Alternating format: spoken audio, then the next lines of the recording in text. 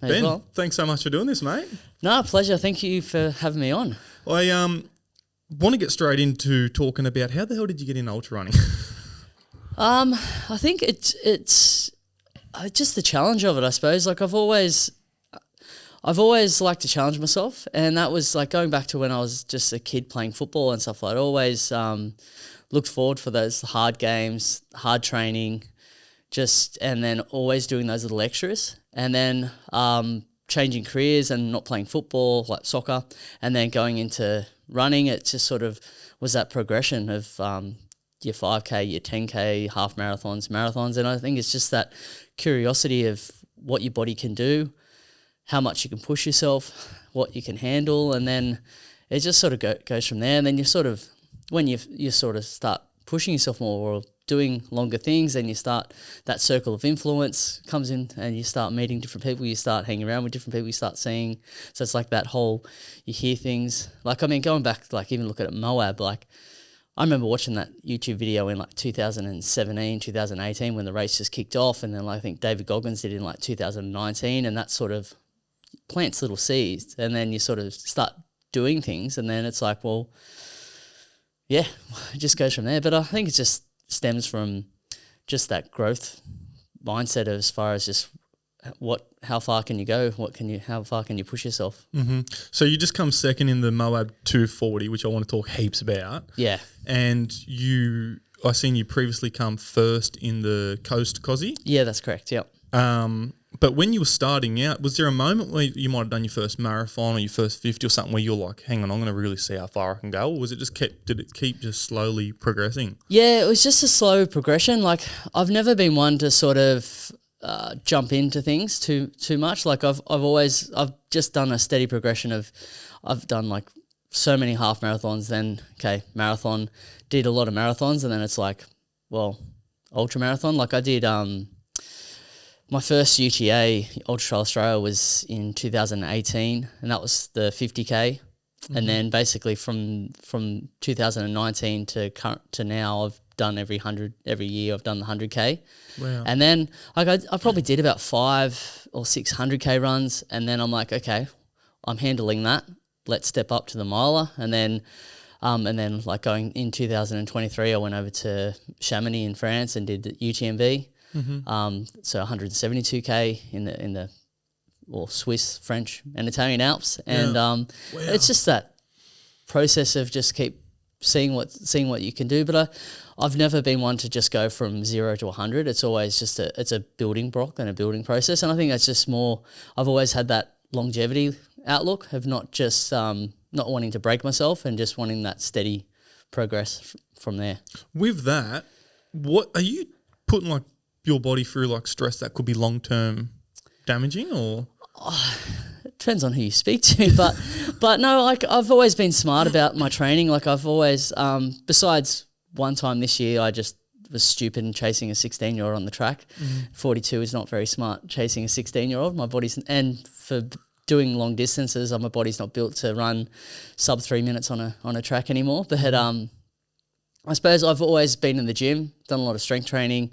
I think it's just genetics and just how I've progressed my body in, as far as from when I was playing football, soccer, and then I did a stint where I was doing a lot more weights. Wasn't running as much, but just bulked up my body differently. And then I think it's just how you look after your body, and if you do get little niggles, it's getting onto them early. Avoiding like those overuse injuries to cause. Like, I mean, any sort of injury I've had in the last probably 8 years has all been impact related, like a fall or something that's out of my control. It's never really been anything that's like a serious overuse injury or that sort of thing. So I think if you manage it well and look after your body and getting onto things early, or if you feel things aren't right, then you like I try and see different physios, different osteos, so I can sort of work out, okay, well, what treatment works better for me, and then that's also, then I can refer people with certain specific injuries and that sort of stuff. How much are you like focused on your diet too? Yeah, I've always been pretty disciplined with my nutrition. Mm-hmm. I always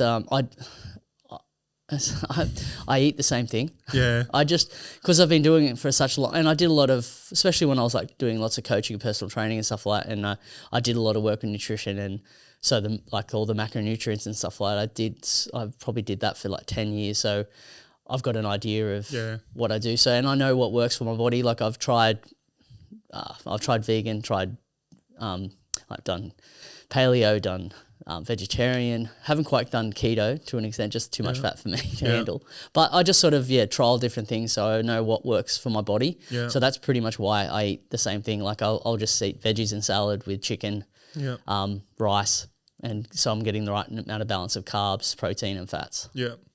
The times you're doing too is crazy. So you done the what is it, Coast to Kosci in... That's a 240k run? Yeah. And you've done like 27 hours, so yeah. That's wild. Yeah, so that was my debut as well, so I don't think anyone had won Coast to Kosci on their debut either. Wow. It was a very hot year. The goal was to go out. I did call it from the start saying that I think 26 hours would win it.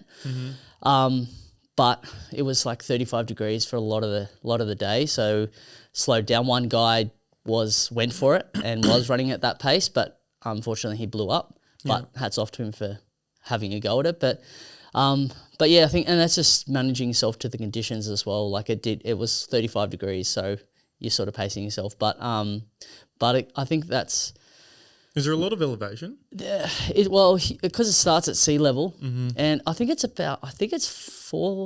only 4,000 meters, but all that is in the back end. Yeah. So once you get to Jindabyne, it's just straight up. Yeah. But you're just slightly climbing the whole race. But yeah, once you get to Jindabyne, that's when it just peaks.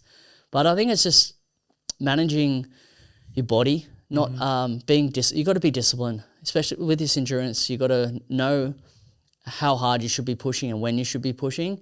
And I've always had that internal mindset not mindset, but internal sort of awareness of how I'm feeling and how hard I should be pushing and when I should be pushing, and really trying to manage and balance out my energy levels. Yeah.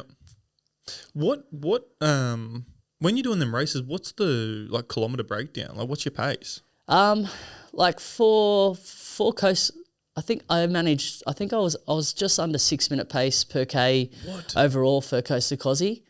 I'll have to have a look. Wild. Yeah, I actually haven't looked at Moab. I think I've got a feeling it was probably about 9 minutes or so. Yeah. It would have been about 9 minutes because I was aiming for the previous course record was 69 hours and 30 odd minutes or 28 minutes or something like that. And so my goal was to be around that, and I got 68 hours. So I still was under the previous course record. So I think that was about 9 minutes per K over the 385 Ks. Is that the longest you've ran? Yes. And before the run, so this was 4 weeks ago, what was the longest you've ever ran? Coast to Kosci, 240 Ks. Whoa. So yeah, almost. So you put on 100 and something kilometres? Yeah. So that was... That's wild. Yeah, so that was a lot of unknown as far as like how my body was going to handle that. Because obviously you don't run anywhere near that in training, but you just try and accumulate. You try and just piling on and brick by brick of just accumulating stress on the body, just seeing how much you can handle, and then trying to absorb all that load over that period of time of that training block. How long did you train for? It would have been focused probably a good 14 weeks, I'd say. Yeah. But realistically, from I'd say April. Yeah, April I was pretty much all in for it. Yeah. I mean, I've... And still where you're starting at in April, most people aren't at. Yeah, well that's it. Like, and that's the thing. I had a couple of races I had a couple of races in April, July and August, just little testers and stuff like that. Like I did a 100 mile race in Port Macquarie, which is called the Elephant Trail Race, which I ended up winning. But that was purely just training, just trying to. It's one of the hardest courses you can do because of the elevation profile. Yeah, right. And it's a looped course, so you're doing like you're doing like 2,000 meters of climbing per lap over 27k, and it's really challenging, and it's a slow course. So that was part of why I picked that race, to be able to absorb some sort of load and some training before that. From July, then that was when the serious block of training kicked off. How do you find the like mentally doing the loop? I dread it going into it, but when I'm actually in it, I don't mind it, because it's just a good way to sort of judge Where you're at. Your pacing. Just keep chipping down another lap. Nutrition. Yeah. And it was a 4 loop course, so I was really focused on trying to get 3 loops in before the sunset. Yeah. And then having just that one, because it's called Death Valley, and it's just very treacherous going down and then trying to come back up. So I was just trying to make sure that I only had 1 lap of that. Yeah. But it's just, I suppose once you go, I think really when you go over 50K, it's just all mental and just trying to break things down in bites. And that's why you can sort of just lap by lap, or in like 100K, 100 miles, even what I did for Moab, it's just aid station to aid station. And that's pretty much just so you can just piece it all together. So going into Moab at your peak, what was the most kilometers you were doing in like a week? I did a few weeks at 195K per week. Yeah. I pretty much averaged for about 10 weeks, about 180K. For 10 weeks, 180K? Yeah, so I did like a 190K week, then that was a race, and then I came down to like 70K, then I went back up to 120, and then basically went from 120, 140, 160, then I was like pretty much for 8 weeks I was like 180 to 195K. Wow. And I hadn't done, like, even when I did Coast to Kosci, my block was probably about 160K a week, and that was about the same over the same sort of period. But so this was the biggest block I've ever done as far as mileage and time on feet. And then just sort of, you're just trying to test and see. And I think you were asking about how can my body handle this sort of stuff. It is about being consistent, and I've been very consistent since 2018. Like, I've had a couple little hiccups just through having bad falls and stuff like that, but it's just accumulating that stress and that load to be able to, when you need to do those big blocks, that your body can handle it. Yeah.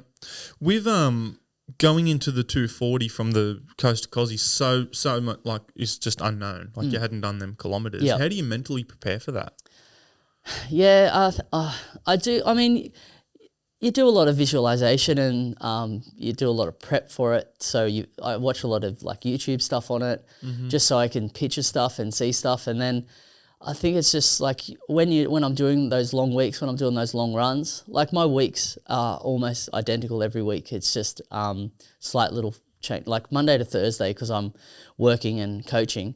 My Ks are all the same Monday to Thursday. It's only really my Friday, Saturday, Sundays that are different. But I think it's just when I plan those specific sessions, those specific long runs, I'm sort of thinking about those times in the race. Okay, well, like, I knew at the 280K mark to the 330K mark, or 40 to 340K mark, it was It's wild you saying these yeah, numbers, I know. It's fucking wild, bro. That was probably going to be the hardest point of the race. Yeah. So when I was doing particular routes and courses where I was doing a lot of elevation, that's what I was sort of picturing. And just, it's like, and what hours of the days is it? Are you running at night for that, or? No, just I thought about when I thought about this prep, I was like, I'll probably do some overnight stuff and do bits and pieces. I did one overnight race. It was a team relay, so it was over 24 hours. So I did run overnight in that sort of race, but because I'm coaching and I'm working full time, and obviously got wife, 2 step-kids and stuff like that, so I don't have that time to get away for too long. So I have to time it. And it is, you got to be selfish as it is anyway to do, like, I'm training 18 hours a week, just in running. Wow. So I work Fridays around my work, so I have Fridays off, and then Sundays. So they were my 2 important sessions where I was long run. So the Fridays I'll basically start about 8, 9 o'clock in the morning, and then I wouldn't finish the run until like pretty much 2, 3 o'clock in the afternoon. So I was sort of running in the heat of the day as well. Yeah. Even though the time of year that we're training is over winter, we had a lot of rain, but most of the sessions were between 8 and say 2, 3 in the afternoon, and then Sundays were the same, about probably 6 o'clock or 5 or 6 a.m. till lunchtime, 1 o'clock. So I didn't really, just so of a Sunday, then I could obviously spend time with my wife in the afternoon. Yeah.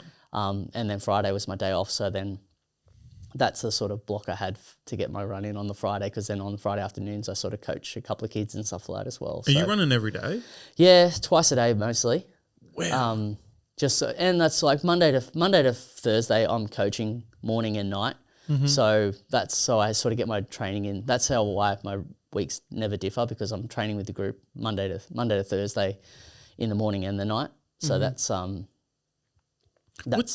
yeah. When you're training, what's your recovery like? If you're doing 2 runs a day? Yeah, Is overtraining a myth? no, like it is, but I think it's just, again, like going back to the consistency and understanding what your body can handle. And like Mondays is like, and that's when I do the sessions with the group. I don't stress myself too much. I'm more or less just coaching and jogging around with them. There's a couple of like Tuesday afternoons when we're on the track or in the park. That's when I can sort of jump in with a session and do a little bit of work with the guys. And same as the sort of Thursday, but I mean, that's the thing, like 5-6 hours a night of sleep I pretty much live on, and I'm fortunate enough to sort of survive on that. Like I try and, like, one night a week I'll try and, like, normally on a Sunday night or I'll get a few more extra hours, but I've been pushing, I suppose I've been living on like 5-6 hours sleep since I was like probably 16 or 14. Really? Just when I used to work before school and football training, etc. So I just sort of used to it. And then it's just coming down to managing your stress levels by not pushing too hard, listening to your body when you do need to recover, getting onto things straight away. Like I'm not that typical. Like you see so much people doing like cold plunges, saunas. I did a sauna block at the end of the set, like 3 weeks out from Moab, just to get used to the heat. But I just don't have time to, like, by the time I get home from work, it's like 8. Then I'm cooking dinner. So like if I'm doing a jump in the sauna, it's like 9-10 o'clock at night, and that's cutting into sleep. And or just spending time with my wife. Yeah. Like just dissecting the day and debriefing sort of thing. But so those sort of things I don't do. Like I think I've probably had 2 massages in the last 3 years. Wow. And I feel like you're just saying everything that, like, all the stuff you hear online, you're saying the opposite. It is, and it just, I do a lot of, I just try and do a lot. I do like a stretching mobility routine like twice a day. And I see an osteo every 2 weeks. And I've always, if I've had a little niggle or something like that, I've always jumped onto it and see a physio. And then that's where I'm doing 2 strength sessions a week, Mondays and Wednesdays, and then I'm adding all those little bits and pieces in there to make sure that my body's firing and making sure that, not going to get any overuse or issues. But yeah, I do a lot of foam rolling, have the massage gun and stuff like that. But just because of my schedule with work and time, I just don't have time to do all those little extras. Wow. So Moab, you said 280. You thought 280 to 320 was going to be the hardest ones. Was it? It was physically, but I think I'd had done so much prep on that, and because that section of the race is where you're in the mountains. Okay. So it was you're basically hovering from 2,800 meters to 3,200 meters, and obviously living in Newcastle, sea level, we don't even have anything that high in Australia. Yeah. So that was the risk. Because when I did UTMB in 23, the first night at around that 2,600 meters, I really struggled with altitude sickness, and I have felt altitude issues previously, so that was what I was worried about. Yeah. But just going into the race and during that section, I was really focusing on my breathing. I had a pacer with me, Ben, who he just, like, I think I got to the top at that second last aid station after that session, and I was like, Ben killed me. He pushed me, and that's what he was. He knew how to push my buttons and knew how to drive me. But we knew in that section, if I was going to fall apart and people were going to catch me, that would be the place spot, yeah. because everyone I was racing against, they all live at 3,000 meters sea level. Like Right. they're all from Colorado or around that area. So that was where he really got me to like run anything flat, anything that was just a slight incline. Really focus on using my poles on the climbs. So he just really got everything out of me in that section, and we ended up where we thought we were going to lose time. We're actually the second fastest on that section. So and I just really focused on my breathing. So I didn't feel any altitude, luckily enough. So that it definitely was the hardest part of the race. But there was other parts of the race, the elements of the rain, like they never see rain in Moab, and it rained basically 6 days. Really? It was just, so that, and it's a different mud to here, and it's just was so like a lot of clay, boggy, slippery. Sticking so there was other stuff? sections in the race where we thought that were going to be fast were actually slow because of the rain. Yeah, right.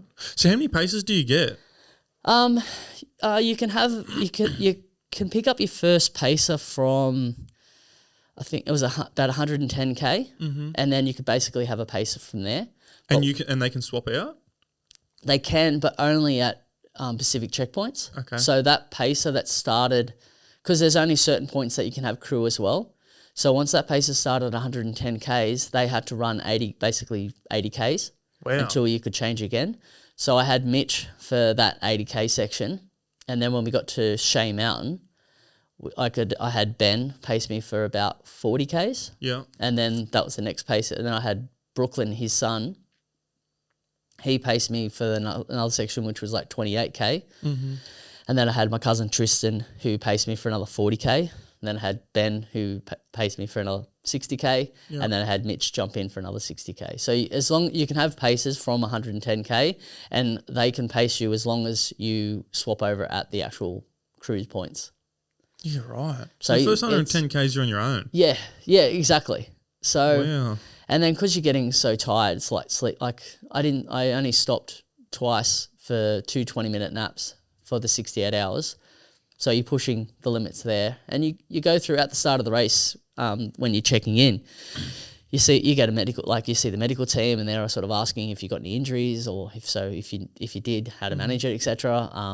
And they go, she's like, oh, do you have a sleeping plan? And I said, oh, minimal. And she just, well, we recommend that first 24 hours you have at least 90 minutes sleep, and then the second 24 hours you have another 90 minutes sleep. I'm just like, okay, well, I'm not going to be doing that. So I know the guy, or Killian, that won the race. I knew he wasn't going to be doing it. He said early in the piece that he was basically going to try and do it with no sleep. So really. So, and is that one of the hardest parts, like just operating off no sleep? Yeah, like I try to manage getting enough caffeine. I did hit a few lows, and like the whole 2 3/4 days, I didn't see one sunset or one sunrise because you're in the canyons and the mountains, and it was raining, it was overcast. So every time there was a sunset or a sunrise, we were a cloud cover or deep in the canyons or in the mountains, so you couldn't see anything. So I think, especially in the morning, you're sort of wanting that sunrise for your circadian rhythm to just get that pickup. And I never really had that. So there was a moment coming into the last day where we were waiting for this sunrise, and then this storm came over, and then we didn't get the sun. And I was really, I think that was about 40 hours in. I had a 20-minute nap at about 38 hours. And I was really just hitting a low. But then when the sun hit me, I just woke up and was ready to go. How do you go from like a 20-minute nap to then, because I feel like you just want to just keep sleeping. Yeah, that was, I think I've always been lucky enough that I've done this for years, where when I used to do like coaching and personal training, you start at like 4 or 5 in the morning, and then you're not finished until 9 o'clock at night. So I used to have like a 20-minute nap in the middle of the day. So I have been able to do that over years. So I found that was going to help in my favor by just being able to close my eyes for 20 minutes and then wake up and ready to go. So I'd secretly been doing that for the last 15, 20 years. But yeah, I was lucky where they put me in the car, put a blanket on me, I closed my eyes, and just as soon as they knocked on the window, I was up ready to go. Wow. Yeah, it was lucky. I mean, the first, because I did hallucinate in the race, but the first time I tried to have a sleep, I had, what's the Asian guy of The Hangover? Mr. Chang or Chang, something. yeah. Yeah. I had, for some reason, I had him yelling at me to sleep. I don't Really? know why, but it was weird. How far in? Oh, yeah. That was about 30. That was 200 and no, sorry, your 100 and whatever 120 miles was. Wow. And so for some reason, I had him in my head yelling at me for like To sleep. 2 minutes to sleep, and then I just fell asleep. But luckily, yeah, I just after 20 minutes woke up and was ready to go. Like having caffeine and that before, and so waking up on a high. Yeah. When did you hallucinate? At about just before 140 miles. Yeah. We're running along this dirt road, and you can just the dirt road it was about 6K out from the checkpoint, and the road just went forever, and we're waiting for this sunrise, and I'm running along, and looking at it's not there, and you're trying to focus. Your eyes are trying to focus on this bush, but all I was seeing was 4 gorillas in this bush, and I'm like, why am I seeing gorillas? And then I'm running along, and I see like this. There was like a branch on the side of the road. And I'm like, that was turned into a machine gun, and then I'm seeing like jet fighter jets, and I'm seeing tanks, and I'm seeing this Indian lady in the rocks, and really, I'm just like, it's not there, and your eyes are trying to focus on it to see the right object, but your mind's just creating these other things. And I turned and said to my pacer, and I'm like, I looked at this rock, and I said that's a nice flower, and he goes, it's a rock, and I said, and there's 4 gorillas in that tree, so I need sleep. And then just pushing through that. And I did hallucinate towards the end of the race again, just on the rocks. I just kept seeing faces on the rocks. We're just running along these rocks. Random faces, like people you know? Oh, just weird faces, like seeing the scream mask, seeing an Indian, seeing houses, seeing, it was just, the rocks were just making all, and I wasn't trying to focus on, I was trying to just keep moving as I was running, so I wasn't really focusing on what they were. But all these just faces just kept appearing, so nothing I can really give a full description of, but it was just your mind, your eyes are just making all these little things appear. So when you first hallucinated, you still had 100 miles to go? Yeah. Did you think to yourself, fuck, what am I in for now? Yeah, there was a bit of I got really tired, and I didn't realize how cold I'd got it as well, because it was about 0 or -2 degrees. Mm-hmm.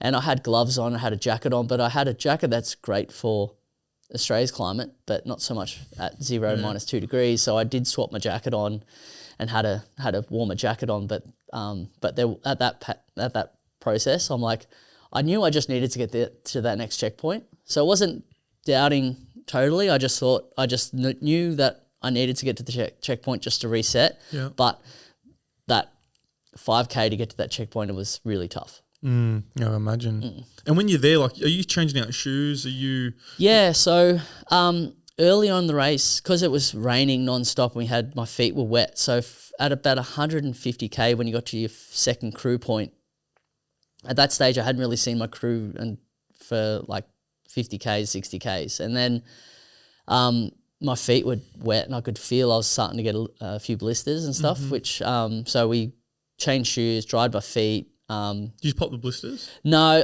they weren't that bad. Okay. It was just more wet skin. Yeah. So yeah, we dried my feet, then changed shoes, and then after that, my feet were really good. Like, I've seen a lot of people's feet from that after doing Moab, and it was the same with Kosci. I was able to walk around normal. No issues with my feet afterwards. But it's just, getting onto it early. I always like just smother my feet with Body Glide or Vaseline, and but again, it's just getting onto it early. And if your feet getting wet, try and when you can, just get them dry and change over. So I changed shoes 4 times, and socks 4 times. So, and all these shoes you've ran in before. Yeah, so, well, sort of. I wore the Salomon Genesis, and I went through 2 pairs of those and the Salomon Ultra Glides, and I wore a Brooks Glycerin road shoe for part of the road section.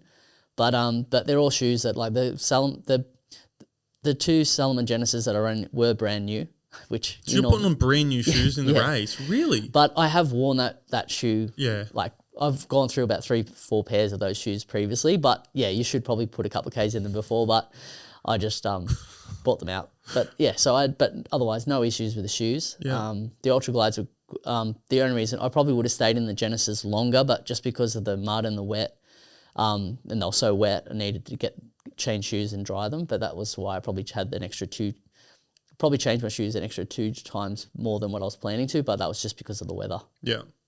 And how many people are doing this race? The lottery system, I think they select about 500 people pretty much close to 500 people. But obviously, and there is a wait list, so people do pull out, and obviously people come off the wait list. But I think the start was 277 runners that started the race. Yeah. So you can see it finish? does. Well, this year was the highest DNF rate ever over the 9 years of the race.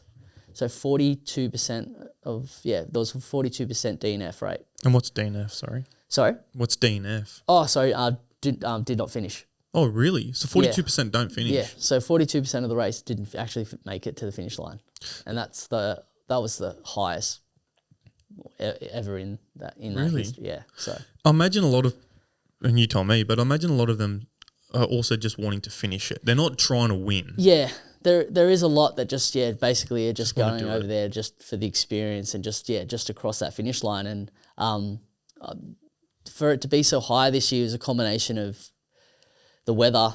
I'd say a lot of it was due to the weather. Some may have had injuries going into it. A few people I spoke to that I met, they had just like just niggles that they were carrying in or just random things that popped up. I think knowing this, because it was meant to be like 30 to 40 degrees during the day, but it was probably mid-20s, but the humidity was high. Yeah, right. So like after 5K of running, I was like just drenched. So I was cramping at about probably 40K early. I was starting to get some cramps, which is just trying to, sweating a lot. So I just getting that electrolyte balance back up. So I was taking on a lot of extra electrolytes, being aware of the being sweaty and et cetera, et cetera. So I did see a lot of runners, especially in that first sort of 100K, probably didn't get it right. They were either pushing too hard or they just weren't replenishing their sodium levels and their electrolyte levels. And there was a fair few people that I saw early that just fell apart. Mm-hmm. What's the line about when you're pushing just through pain and you're going to be fine, or you're going to push into an injury? Because like I know a lot of people that are listening to this probably have like heard Goggins' book and like he's finishing, he's crossing finishing lines like broken feet and all this stuff. Yeah. Like, when do you know you're actually going to, like, you're cramping and like mentally do you just know, oh, it's just a cramp, just push through the pain, or fuck, I could tear something and actually do an injury? Yeah, well, like there was cramping. Yeah, I've experienced a lot of things in the race. So I've in other races. So I know what a cramp is, and I know sort of I take these anti-fatigue tablets that basically just sort of it's just magnesium and potassium. So they're just to get into your muscles, just so you're getting your muscles are firing, to keep your muscles firing, so they're not fatiguing. So I take extra though. I was taking extra during that period. I was taking basically I take 1 or 2 of those an hour. But and then I was just topping up my electrolytes. So I knew it was just sort of just grabbing pains. But when I came into about 150K, when I got to this big climb on the road, I started to get all this shin pain. And it was like my shin was locking up from my ankle. Mm-hmm. So I felt like, and I have experienced that a few years ago when I did I ran the G&W from Newcastle to Sydney, and I got to like 20K to go, and I had to stop because my shin just would not flex, and I had just so much. And then when I went to the physio, because that's what I did think, like I felt like my ankle was going to snap. Really? In Moab? I sort of did start to feel that in Moab. Yeah. So I having that experience that before, and I knew that had stopped me. I wanted to try and make sure I got onto that early because it was just starting to lock up, and I felt like there was no blood going up to my shin. Yeah.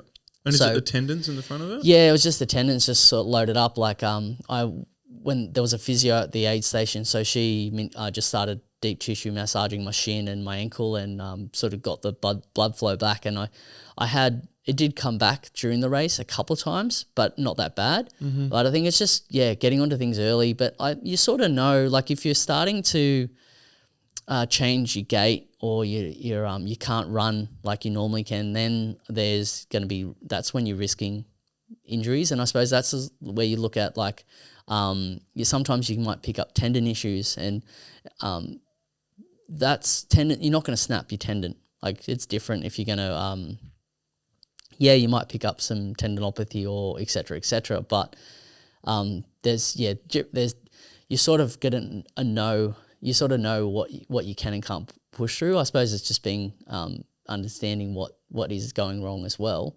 But if you do your ACL or MCL or whatever, etc., then that's a different story. Or you roll your ankle. So it's more like a rolling, or like a sharp. Yeah, if you've you do, done an injury, it's not like a overtime. Yeah, it's like progression if you have that sort of that acute injury, then that's going to make that call where you're going to go, well, am I smart? Will I just call it, or you tear a muscle? That's where you have to. I mean, and that's sometimes when you do get severe cramp, you can tear something. So like from a cramp. Yeah, like if you don't get it right, or you're pushing too hard, and then you might sort of overextend something or do whatever, and then you cramp at the same time, you can tear your calf or your hamstring and stuff like that as well. So that can happen through cramping. And when you said when you're not running properly, do you mean like your leg might start cramping, so you change your running technique to compensate, and then you do an injury? Yeah, you change your gait. You might be starting to increase your stride length, where that changes the impact and the loading of your knees and that sort of stuff as well. So, there's all those little different things. So when you're running, you're in this run for just fucking hours, days. Yeah. How much are you aware of still your running technique? Are you thinking about it often, or it's just you're just in the run? No, I do. I do a little bit, like especially with the work that I've done with couple physios, and my osteo was just making sure my big toes were planting on the ground. So then my glutes and everything are switching on, and just making sure that I've got that leg turnover. You sort of I do sort of focus on that knee lift early, and especially when I'm on the road. The trail's a little bit different. When I'm on the road, I definitely try and make sure I'm getting that knee lift and that circular motion with my legs, and that focusing on that cadence and that turnover. The trail is a little bit different, but like when I'm going downhill, I really try and focus on just those small fast steps. So my legs are landing underneath my hips. So I am conscious of those sort of things. But when we're doing some climbing, and especially in that back end of the race, like my osteo, he's like, you've got, as far as all the runners I treat, you've got the biggest glutes out of any runner I've seen. So use it. Like make sure, because otherwise you when you're climbing and stuff, you can overload your quads. So really trying to make sure you're using muscles at different times to mix it up as well, so you're not overloading anything. So that was in that climb, a lot of that climbing, especially with the poles, I was really trying to make sure I focused on using my glutes. Yeah. So I wasn't going to be getting to the top and then have no quads. Do your hip flexors get sore? Yeah, I do get tight in my hip flexors. Yeah. And that's part of that routine stretching that I do. So I did a lot of strength work in my hip flexors as well. Yeah. But yeah, they do. But it's just you're just trying to manage everything. Yeah, because I've only ran like 40 something Ks. Yeah. And that's the first thing that goes. Yeah. My hip flexors. Yeah. Well, I do a lot of work, like strength work on my core and my hip flexors, so to make sure that that they're not fatiguing. I have had issues in that previously where with my physio and the osteo that over a couple of years I have been doing a lot of specific strength stuff for my hip flexors. Are you listening to music while you're out in the race? No, I don't normally listen. I had my headphones there, but I never actually called for them or asked for them. I do in training, like when I'm doing my long runs, I'll put on. That's when I sort of catch up on podcasts and listen to podcasts, or sometimes if I'm doing a specific hard effort, I might put music on. Yeah. When I'm doing an effort, I don't really listen to podcasts. It's more if I do, I'll put music on. But for racing, I just like to be aware of my surroundings, aware of my breathing, aware of my body, no distractions, so I can just focus on everything that I'm doing and everything that I need to do on the day. Are you tracking it on your watch? Like, because how would your battery last that long? I mean, I use the Sunto race. That will basically give me 50 hours. Mm-hmm. When I had that first sleep for 20 minutes, I did charge it for 20 minutes, and but then when I had the second sleep, I forgot, and the battery did conk out with 10K to go. I could have, if I had have realised that I got to about, I think I got to 30 or 40K to go, and I had an alert that my battery was low, and I changed it to a different mode to save the battery, but it was too late by then. So I could have, realistically, I probably should have changed it. If I had to change it maybe 5-6 hours earlier, I probably would have had it for the whole race, but I had it on charge. I had it on full mode, like my heart rate, full GPS, all that sort of stuff. Everything. So everything was being used for that. That would kill period. me OCD, hey? Yeah. Like just not getting the last 10. Yeah, I'm still trying to work out how because I did that last section with a pacer, I should be able to, if he adds me on to that run, then I could probably crop that and then combine my run onto that last little bit. So I could probably get the data, because I really want to see how fast I was running that last 10, 15K, because I know what the boys said I was, for at least the last 5K, I was running 5-minute pace. I just rinsed myself that last 15K. Really? Yeah, I fell apart in...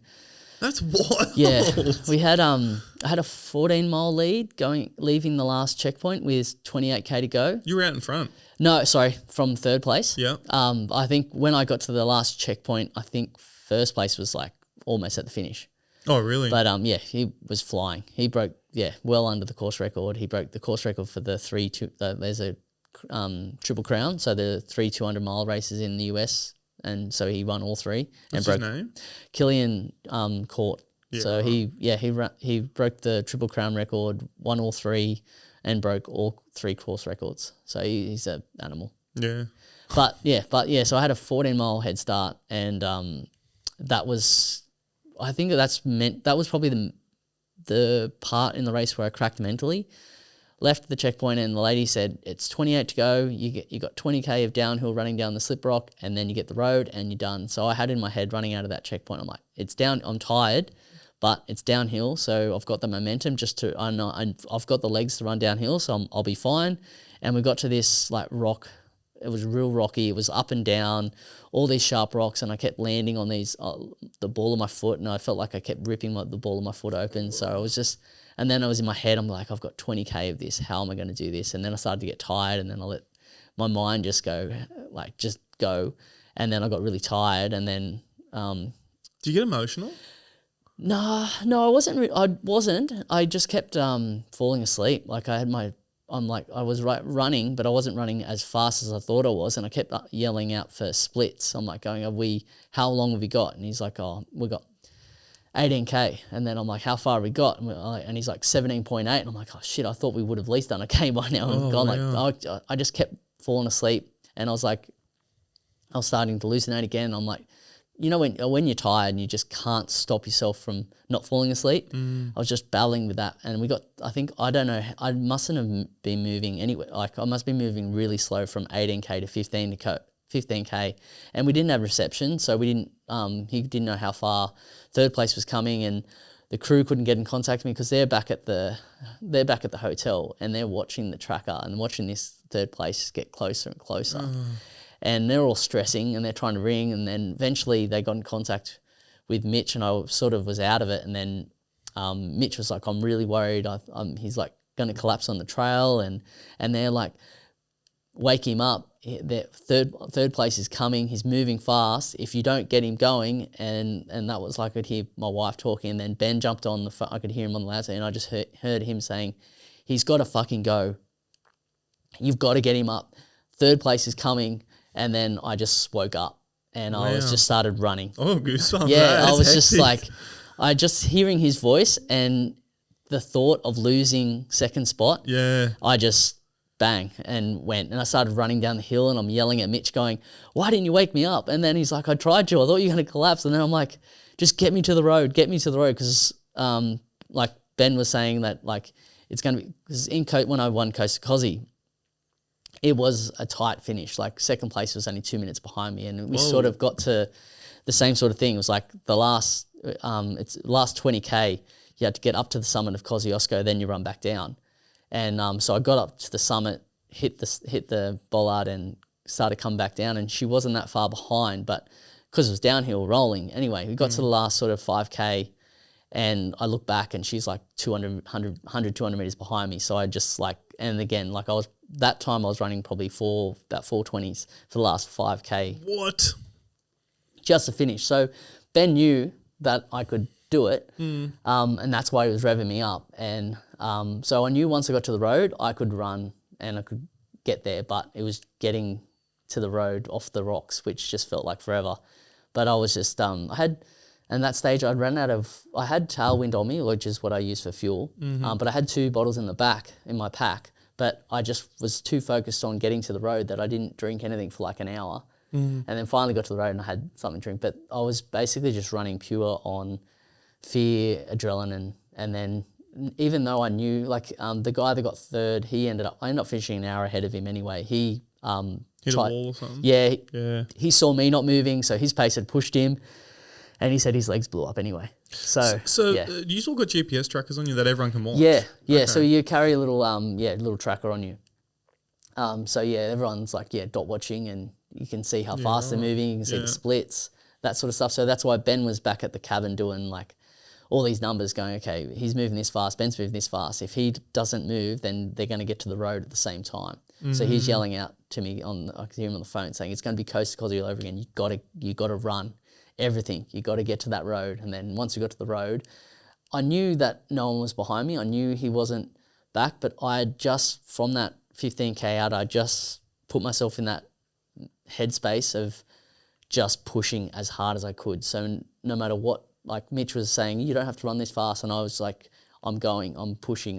And I was making noises, grunting, swearing, just because I was in so much pain. But I can't believe you're running that speed that far in, eh? Yeah, it was, And I think, and that's sort of visualizing things in the race, like before going into it, I prepared myself mentally to have to do that. And I can only do that once a year. I think I can really only do that once a year. I'm not someone that can race 3-4 big races a year. I just can't put myself mentally through that or physically. So I just done all that prep and all that visualization, all the training was to basically make sure that if I needed it, I had it and I could go. And I knew Killian was going to win. But then I was like, okay, if I can just get as close as I can. And I was dirty on myself for that 18K to 15K that I did fell apart. But that's just the way it goes. Going into the race, did you have in your mind you want to get the podium? Yeah. You weren't just going for a finish, you wanted to get up there? No, I went there from the get. As soon as I got in, I'm like, okay, I'm going over to compete. I don't want to just travel all that way and tick a box or enjoy the experience, because it is a great experience, but I don't work like that way. You're all in. Yeah, I went in, looked at times. I'm like, okay, the course record's 69 hours. I think if I could do 70 hours, and I was looking at what Killian was Killian had written like he was going to go for 72 hours, but then I'm like looking at at that stage he hadn't done he hadn't won the previous 200 miles, and then seeing what he was running, I'm like, he's going to, it's his to win or his to lose, and I can only bank on that he might have a bad day or whatever. But I went over there to go around to aim at 68 hours. Yeah, wow. Under 70, but I knew that I could run faster than the previous course record. Yeah. And I had my cousin who's now living in London. He rang me after I got in, and he said, look, just to double check, before I buy my flight tickets, you're going over to race? And I went, yes. And he goes, okay, I'm coming. Yeah. Because, I mean, it's such a big expense for them as well as, and me to, for that. And was so lucky to have 4 people come out with me to help and just support my race. Yeah, and wow. I had to do them proud, and had to really make sure that they were going to get the most out of it as well. And I wouldn't have been able to get the result without them through how much they pushed me, what they did for me in the race. Like, was so good, just like Mitch having that early part of the race just to set everything up, and then Tristan, Ben, and Brooklyn my wife was the chief. She made sure everyone was where they needed to be, sleeping, resting. She was control of it all, but hands on was Ben and Tristan and Brooklyn and Mitch. But Ben knows me. We train together all the time, and he's from Newey. Yeah. So he really knew how to push my buttons. He was all over the numbers. He was like, all right, you need to hold this pace now. You need to run this bit. You need to hike this bit. Just. When you say pushing the buttons, it's like, I feel like it could go any way when you're in them place where you've never been. They say the wrong thing. Does it irritate you? Does it motivate you? Well, I think it's just sort of knowing me, like, as far as knowing what pushes me and drives me, it was about when he was running ahead, he would pick up the pace a little bit because he knew then I didn't want the gap to get too big. Yeah. So then I would pick up my pace to go with him, but obviously knowing that not redlining me or pushing me too hard, but he would always just keep that a little bit ahead. And like I was seeing him running up this hill, and then he pulled his poles out, and he started using poles, and he pulled them back, and I'm just like, oh, smart ass.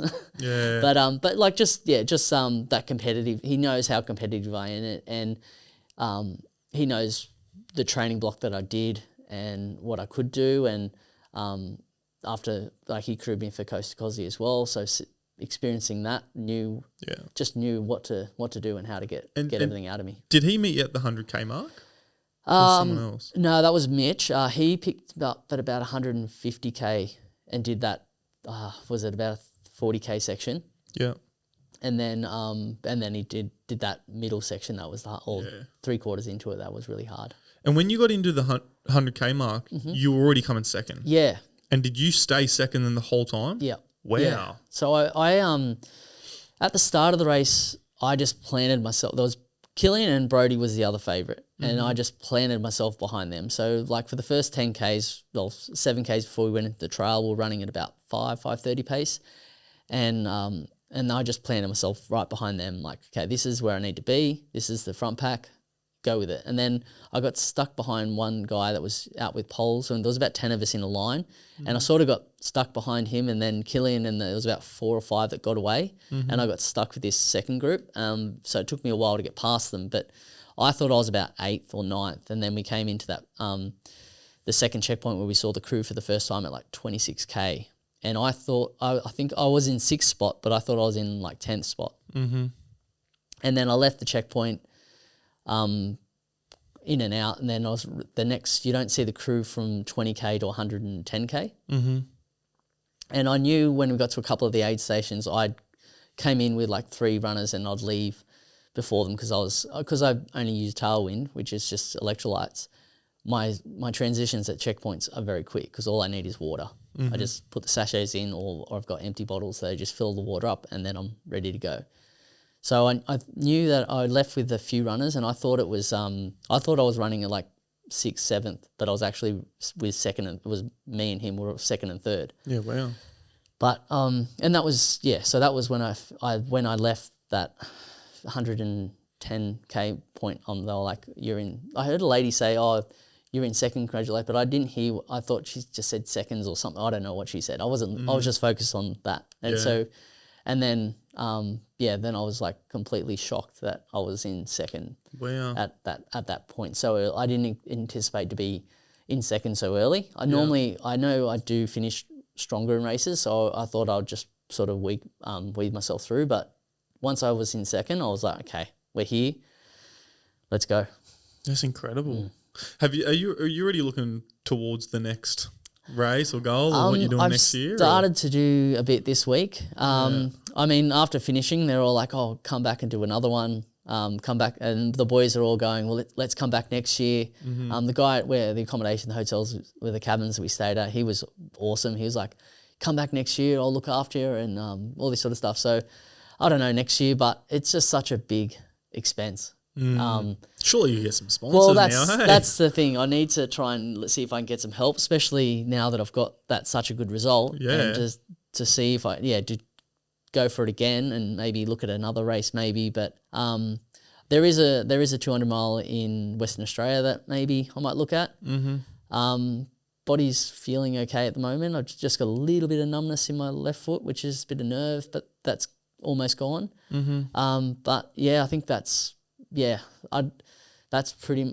I'm sort of a bit open yet to see what sort of happens. But if I can get support and help to go back to the US and have another crack, I would definitely want to do it. But have you been for a jog or anything since? Yeah. You have already. I'm back to sort of not training. I'm back to running now. Like Wow.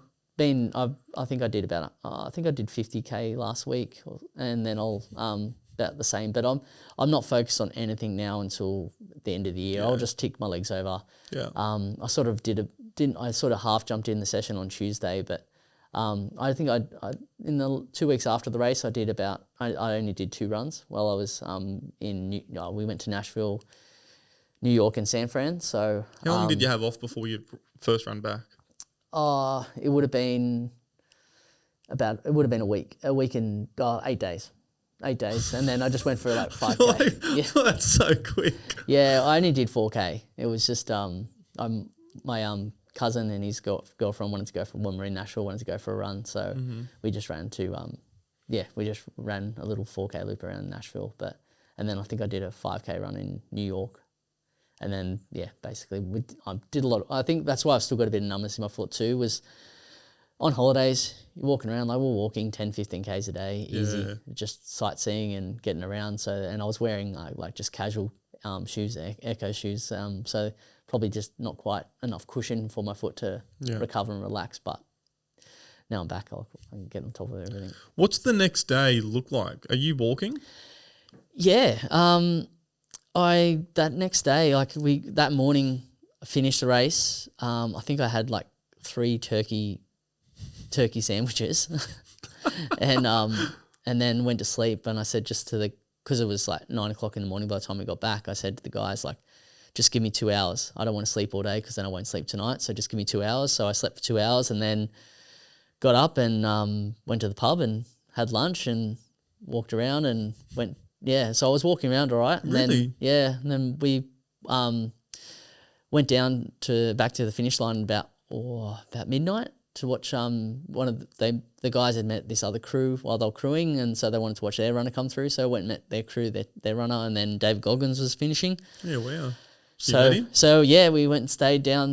My mates actually ran the last mile with him and pushing because there was someone that was running behind, catching Dave. So they were all like, it's so funny, like listening to the videos, like their first name, like calling him Dave, like, come on, Dave, push, push, run, Dave. And they're like just pushing him along to the finish. And then, got to meet really nice guy. Yeah. His wife was really lovely. Like I was sitting just waiting at the finish line. I think she must have heard me talking. And in the Australian accent, and she's come over. I said, "Oh, are you with the Aussie crew and Benn?" And I was like, "Oh, I'm Benn." And she's like, "Oh, congratulations." And then just talking about Australia and talking about different things. But she's like going, "Oh my God," everyone's like, because Dave was coming and people are watching the live tracker. Everyone's like turning up, and she's like, "Oh, forget that. Everyone that knows he's finishing because everyone was starting to come in." And but she had just a normal person, just so down to earth. And my mate Ben, he wanted to like meet him and have a photo with him, and saw how many people were trying to do the same thing. So he sort of backed off and sort of said to his wife, "So no, don't worry about it. He's already getting hammered." And she's just grabbed Dave and pulled him over. And, really? Yeah. And it's like, so he's like, had a bit of a chat with him, and he congratulated him on the race. Same for me. And then just chatting a little bit, and then had the photos, really just down to earth. Like he was down at the finish line for like an hour after the race. Really? Gave his shirt to someone, so he's walking around. It's cold and he's walking around with no shirt on,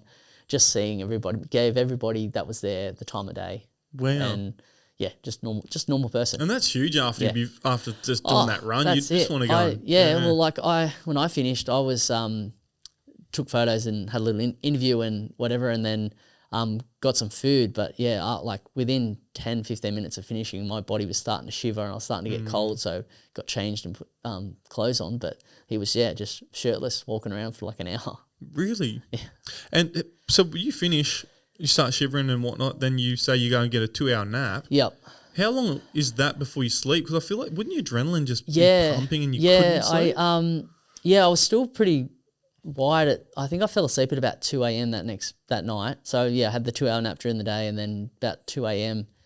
I fell asleep. I think we got up at like 9 o'clock or something. So I had a decent 7-hour sleep or 6-hour sleep, and then but my body was like, I was like sweaty as soon as I woke up, and then but like the next day moving around fine. Like I had a bit of a scare with my Achilles. My Achilles on that night just sort of felt like this massive pop. I was like, oh, that didn't feel good, but I don't know. It must have just been some fluid or something that released. But yeah, other than that, I was just trying to walk around as much as I could. And do you go to like a hospital or something, like make sure you don't have rhabdo or get some IV or something? You could, and they did have that. They did have IVs down there actually. But you if it was you could have if need. There was medical staff and everything there. Like when I did finish, they were making sure that I was like I had been peeing and all that sort of stuff. So I mean but I was fine. We just got fluids in and food in and a few beers and just few beers? from there. Yeah. You're shoey at the finish line. Yeah, that wasn't planned. That was not planned. My cousin was like, I think I'd finished, and then my cousins like said to Mitch and Ben, shoey, and I'm like, when they came over, I'm like, oh, I didn't know how the Americans would see it or think, so I'm like, I was a bit hesitant at first, but then the Americans are like, what is this? Oh, this is awesome. Go. Yeah. What do you got to do? And so did the shoey. Good on you. But no, so it was a bit of fun. Like when I did Kosci, when I did UTMB, I did a shoe at the end as well, just because there was an Aussie guy down at the finish, and there was how it just worked out. There was three Aussies finished all at once, so we all did a shoe at the end of the race. I'd love to know what they think about Aussies. They just had no idea what it was or had heard about it, and trying to explain them like, it sort of came up with when David Webber did it at the Formula One, and then it's sort of gone from there. And but it was good. If anyone wants to follow your journey moving forward and find you, what's your socials? Or? Just Benny Coubs _ultrarunner on Instagram. Just my name, Benn Coubrough on Facebook, or I do have a Twitter account that I don't really use, but I'm starting to use it a little bit because apparently that's what you got to be on now. Yeah. Which is just Benny Coubs _ultrarunner. I manage the Foot Motion store at Maitland and Warners Bay. So we've got a Warners Bay store opening up next week. Yep. So if you want to pop in and say hi, definitely around. But awesome. Thanks heaps, mate. Really appreciate it. Appreciate it. Cheers. Thank you.